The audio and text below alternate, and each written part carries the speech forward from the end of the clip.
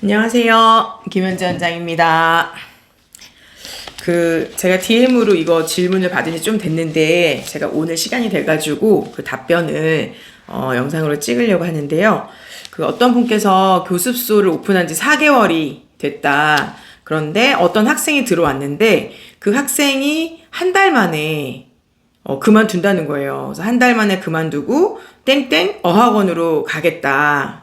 독서 때문에 독서가 부족해서 글로 가겠다. 이제 그게 이제 퇴원 사유라는 거예요. 근데 이 원장님께서 한 달 만에 딱 그런 일이 벌어지니까 약간 이제 멘붕 오는 거죠. 그래서 들어와서 뭐가 불만이길래 한 달 만에 그만둬버리지? 내가 뭘 잘못했지? 라는 생각을 하시는 거거든요. 근데 이제 그 어머님께서 말씀하신 거는 영어 독서가 부족해서 나는 무슨 어학원으로 옮긴다 이렇게 말씀을 하셨다는 거예요. 근데 제가 딱 이 질문을 읽었을 때 정말 이게 이유일까라는 거에 대해서 좀 그 생각이 들더라고요. 그래서 왜냐면은 어머님들께서 그만둘 때 이렇게 하시는 유형을 보면은 한 3가지 정도로 나눠볼 수가 있거든요.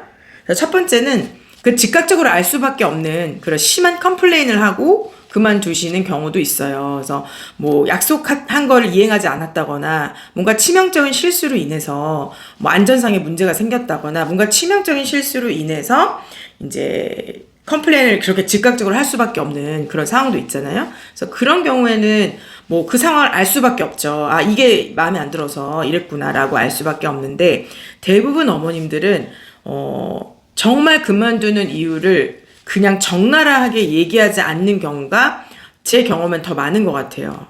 예. 그래서 왜냐면 그만두는데 어차피 옮길 건데 그렇게 얼굴 붉히면서 이래니 저래니 얘기할 필요가 없다고 생각하는 경우가 더 많지 않을까라는 거예요. 그래서 저희가 어느 식당을 갔는데 줄을 서서 먹었어요. 그죠? 먹었는데 생각보다 그렇게 본인의 입맛에 안 맞는 거예요. 맛있다고 해서 갔는데. 그러면은 우리가 대놓고, 그 음식점 사장한테 대놓고, 에이, 맛없네! 이렇게 얘기는 안 하잖아요. 그냥, 내 입맛에 안 맞다. 나는 여긴 안 올 것 같아. 이렇게 얘기를 한다는 거죠. 근데 그렇게 이제 학원도 마찬가지로 이렇게 어머님들이 그만두실 때 어떤 심한 컴플레인을 하면서 그만두는 경우는 알 수밖에 없어요. 그런데 그게 아니라 대부분은 이제 정말 이렇게 그 이유를 콕 집어가지고 적나라하게 얘기하지 않고 그냥 좋게 마무리하고 그냥 다른 데로 가려는 이제 그런 게 있어요. 그래서 독서 때문에 무슨 어학원을 간다라고 한 이유가 정말 그거인지 아닌지는 우리는 알 수가 없어요. 정말 어느 경우는 그게 정말 이유일 수도 있고, 어떤 경우에는 그걸 핑계 삼아 그냥 정리하고 싶었던 거일 수도 있거든요. 그래서 이런 것들이 이제 생각이 들더라고요. 그래서 어학원의 독서 때문에? 그러면 이제 리딩 전문 이런 학원도 아니고 어학원이면 온라인으로 이제 다독을 시키거나 숙제형으로 이제 커버를 한다는 건데, 독서 때문에 그렇게 한다라는 것 자체가 약간 어학원을 가려고 하는 거는 원어민 선생님 때문에 가는 경우가 대부분이잖아요, 사실은. 근데 이제 그런 게 아니고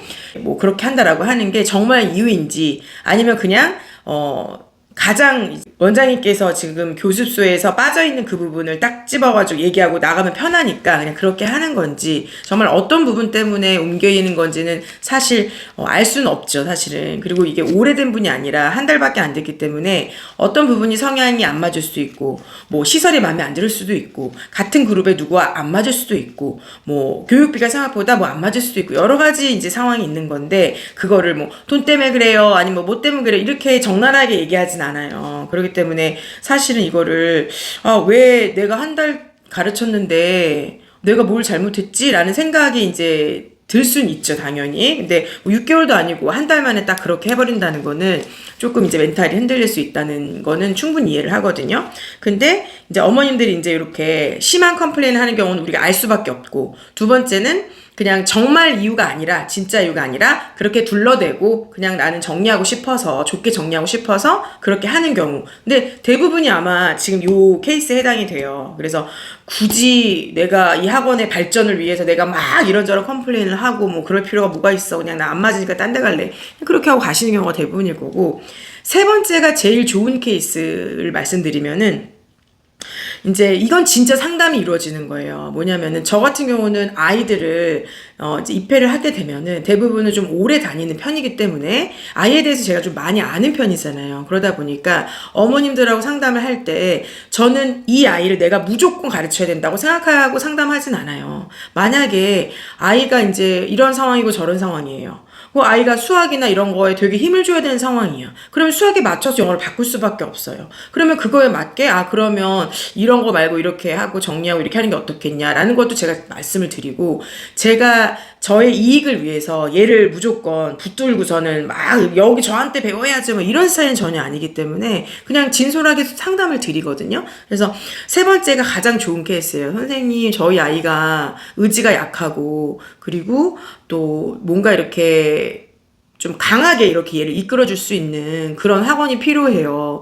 근데 이제 제가 가르치는 아이들을 예를 들면은 대부분 보면은 숙제가 안 돼서 오고 이런 아이들은 거의 없고, 조금씩은 미흡할 때도 있지만 전반적으로 뭐 왔다 갔다 정신없는 애들은 없다는 거예요. 그러다 보니까 어느 정도는 최소 80% 이상은 수행이 다 되고 있는데, 막 오래 남겨서 수업도 해줬으면 좋겠고, 막 뭐 있잖아요. 수학도 무슨 수학 하면 뭐 자물쇠반 있어가지고 원래 2시간 공부를 하는 건데 풀 때까지 자습실에서 집에 안 보내는 거예요. 그죠? 그런 거. 그러니까는 어떻게 보면은 우리 아이가 너무 이렇게 정신적으로도 나약하고 집에 있으면 뭐 엉망이고 이러다 보니까 그냥 우리 아이를 그냥 완전히 그냥 이렇게 그냥 딱 이렇게 숨통이 트이지 않게끔 묶어놓고 공부를 시켜줬으면 그렇게 이제 바라시는 분도 있을 거예요. 그러면은 이제 그거에 맞게 상담을 드려야 되는 거거든요. 그래서 저희 학원은 이러이러한 상황은 안 되기 때문에 뭐 제가 혼자서 가르치면서 뭐 얘를 남겨서 이렇게 하고 이렇게 되는 건 어려운 거예요. 그리고 공부할 의지가 없는데 혼자 남아있으면 공부를 하겠냐고요. 계속 딴짓하고 계속 핸드폰 확인하고 그런 행동 하겠죠. 그러니까 이제 그렇게 됐을 때는 그 아이에 맞는, 어머니가 원하는 뭐 그런 것들이 있을 거예요. 그럼 그거에 맞게 그러면 어느 학원 가서 한번 테스트 한번 받아봐라. 거기 한번 가보셔라. 이제 그렇게 이제 말씀도 드리고, 실제로도 진짜 보내서 레벨 테스트도 막 시킵니다, 제가. 그래서 언제든지 저는 이 아이한테 최상의 그 장소가 있다면은 언제든지 보내주려는 마음의 준비가 되어 있고, 내가 얘를 학원비 받아야 되니까 얘를 끝까지 붙들고 있어야지 이런 생각을 하면서 상담을 절대 그런 식으로 하지 않거든요. 나보다 더 훌륭한 선생님이 있거나 더 좋은 공간이 있고 공부를 더 많이 할 수 있는, 그리고 제대로 될 수 있는 곳이 있다면은 그러면은 거기 가서 한번 레벨 테스트 받아봐라 이렇게 하는 편이에요. 근데 잘 생각해보면 그런 거죠. 그러면 그렇게 오래 학원에서 남겨서 하루에 100개씩 단어를 외우고 뭐 집에 안 보내고 뭐 또 뭐 주말에 부르고 그렇게 공부를 한다. 그러면 그 학원 애들이 공부를 다 잘해야 되는 거잖아요. 그러면 그 학원은 그렇게 애들 계속 불러 제끼고 뭐 집에 못 가게 하고 그렇게 한다는 거잖아요. 그럼 거기 다니는 애들 공부를 다 잘해야 된다는 거잖아요. 근데 그렇지가 않은 이유가 뭐냐는 거예요. 거기에서 가장 중요한 거는 아이가 공부를 하려는, 본인이 배우고 본인이 이제 이거를 진짜 공부를 하려는 의지가 있어야지 이게 이 공부라는 게 일어난다는 거지, 억지로 막 뭘 했어요. 그러면 뭐 잠깐 외우기는 하겠죠. 근데 정말 그게 실력으로 이어질 거냐. 그게 이제 다른 이제 영역이 남는 거죠, 그게. 그래서 그냥 그런 부분이 있어요. 3가지. 그러니까 그만둔다라고 했을 때 즉각적으로 이제 그렇게 해서 알 수 있는 경우나, 근데 대부분은 제 생각 거의 80% 이상은 정확하게 왜 그만두는지 이유를 말씀하지 않는 경우가 더 많으실 거거든요. 그래서 이럴 때는 정말 난감해요. 왜냐면 한 달밖에 안 가르쳤는데 뭐 때문에 그러지? 뭐 학원 위치가 마음에 안 드나? 아니면 숙제가 너무 많았나? 아니면 숙제가 너무 적었나? 아니면 뭐 내가 말하는 스타일이 너무 티 같았나? 뭐 그런 거 있잖아요. 아니면 애가 수업이 재미없다 그랬나? 아니면 같은 반에 자기가 싫어하는 애가 들어왔나?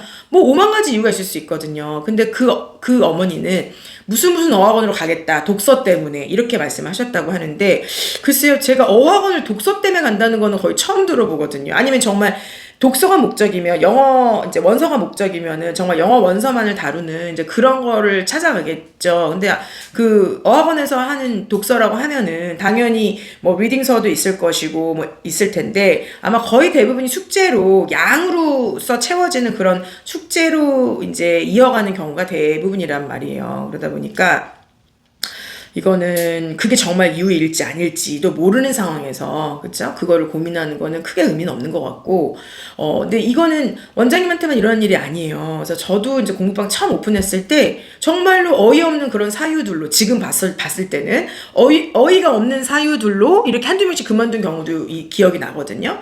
그래서 한 아이는 태권도랑 동선이 안 맞아서 한 세 달인가 네 달 다니다가 태권도는 저쪽이고 버스로 한 두 정거장 정도 거리예요. 그러니까 초등학교 저학년이 두 정거장을 걸어 다니긴 힘들잖아요. 그러니까 태권도는 저쪽이고 저희 공부방은 이쪽이고 이러다 보니까 애가 끝나고 막 허겁지겁 막 오는데 그것도 애가 너무 이제 지치는 거예요. 그러다 보니까 태권도랑 동선이 안 맞아서 그러게 이제 사유인 거예요. 근데 나중에는 이제 이게 점점점 이제 아이들이 많아지고 이러면서는 태권도한테 밀려서 그만둔다 이런 일은 뭐 상상을 할 수 없는 일인데, 공부방 초반에는 그런 일도 있고, 또 하나는 학교가 이 동네가 아니라 다른 학교인데 거기서 오겠다라고 해서 그래요, 학교가 다른가요?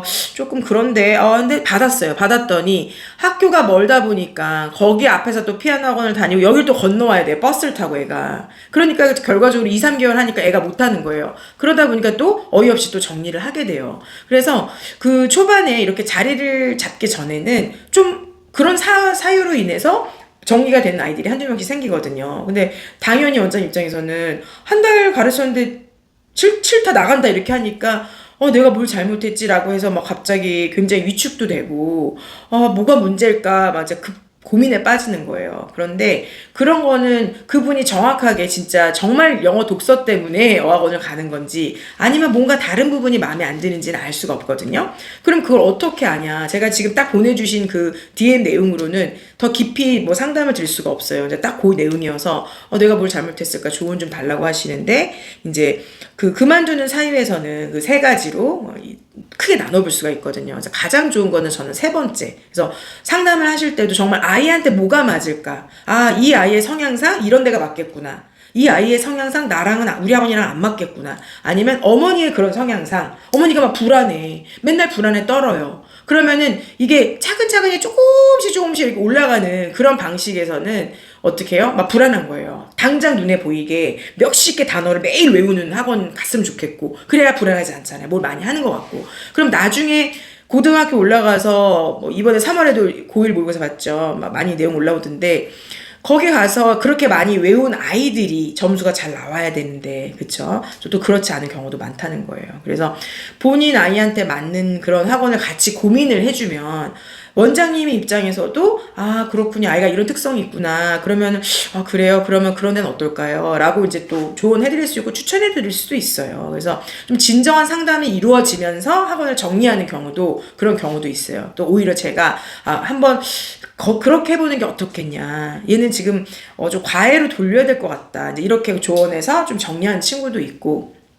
그런 것 같아요. 그래서 그만두는 유형이 이제 크게 세 가지로 저는 보는데, 거기서 왜 그만두는지를 정확하게 알려주면 좋지만 어머님들 대부분은 이제 그렇게 적나라하게 말씀하시고 떠나는 분은 거의 없으시고, 얘 뭐 그냥 뭐 애가 이제는 뭐 좀 종합학원을 가보려고요, 뭐 조금 뭐 이런 데를 해보려고요, 도전해보려고요, 뭐 이렇게 말씀하시는 분들도 계시거든요. 그래서 그건 또 그 상황에 맞게 또 그렇게 아이들을 보내줘야 되는 상황도 생기는 거고, 또 새로 받아야 되는 상황도 생기는 거고, 그런 것들이 있고, 그래서 너무 이제 한 달 만에 그만둔 거에 대해서 너무 멘붕이라고 생각하실 수 있는데, 그런 경우들도 종종 많이 있다. 그러니까 나한테만 이런 일이 일어났어, 어떡해 라고 생각하실 부분은 아니고, 정말 원장님께서 뭔가 내가 조금 뭔가 부족하다라고 생각하시면 그 부분을 본인이 또 아실 거예요. 그래서 그 부분을 보완을 해야지라고 이제 생각하시면서 이제 하다 보면은 1년 후에는 당연히 지금보다 많이 발전해 계실 거 아니에요, 여러 가지 면에서. 그래서 상담이나 뭐 수업 스킬이나 여러 가지 면에서 이제 발전이 되어 있으실 거니까, 이제 그 부분은 또 1년 후에는 좀 더 다른 위치에 가 계실 거다, 저는 그렇게 보고, 너무 자책하지는 마세요. 그리고 조금 그런 계기로 조금 더 뭔가 이렇게 돌아볼 수 있는 계기가 되고, 뭔가 좀 더 연구해 볼 수 있는 시간이 되면은 또 원장님 교습소에 또 득이 되는 일이니까 좀 그런 시간으로 삼으면서 조금 참으면서 인내하면서 그런 시간이 필요합니다. 저는 힘내시고 원장님한테만 일어난 일이 아니에요. 아시겠죠? 자, 힘내세요.